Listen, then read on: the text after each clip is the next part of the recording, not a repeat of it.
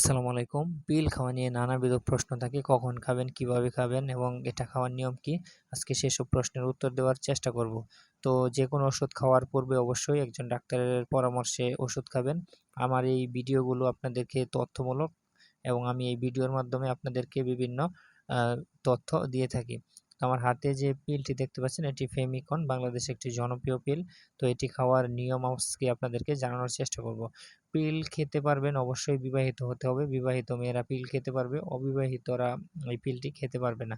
আরেকটা বিষয় যদি সবচেয়ে ইজি ভাবে বলা যায় যে আপনি যদি গর্ভবতী না হন, আপনি যেকোনো সময় এই পিলটি খেতে পারবেন। অবশ্যই একটি টাইম সিলেক্ট করে নিবেন দিনের কিংবা রাতের।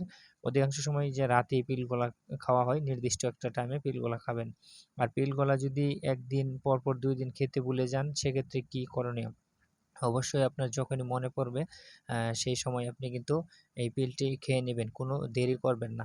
আরেকটা বিষয় হলো যে পিল খাওয়া নিয়ে অনেকে মনে করে যে নির্দিষ্ট দিন থেকে শুরু করতে হবে। শরীর খারাপের আগে পরে এসব কোনো বিষয় না। আপনি গর্ভবতী না হলে আপনি নির্দিষ্ট দিন তারিখের দরকার নেই। আপনার যখন খুশি আপনি তখনই খেতে পারবেন। কিন্তু একটা জিনিস আপনাকে অ্যা নিরাপদ হতে নিবে যে আপনি গর্ভবতী কিনা এটা আপনাকে চেক করে নিতে হবে। যদি গর্ভবতী হয়ে থাকেন সেক্ষেত্রে কিন্তু বাচ্চার অনেক বড় ক্ষতি হয়ে যাবে। আপনি যদি গর্ভবতী না হন সেক্ষেত্রে আপনি যেকোনো টাইমে এই পিলটি খাওয়া শুরু করতে পারেন।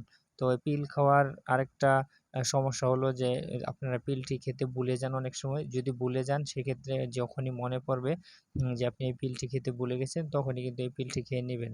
তা না হলে কিন্তু আরেকটা যে কনসেপ্টের ঝুঁকি আছে সেই কনসেপ্টের ঝুঁকিটা কিন্তু থেকে যাবে। তো এই ছিল ভিডিওটি। ভালো লাগলে সবার সাথে শেয়ার করতে ভুলবেন না। ধন্যবাদ সবাইকে।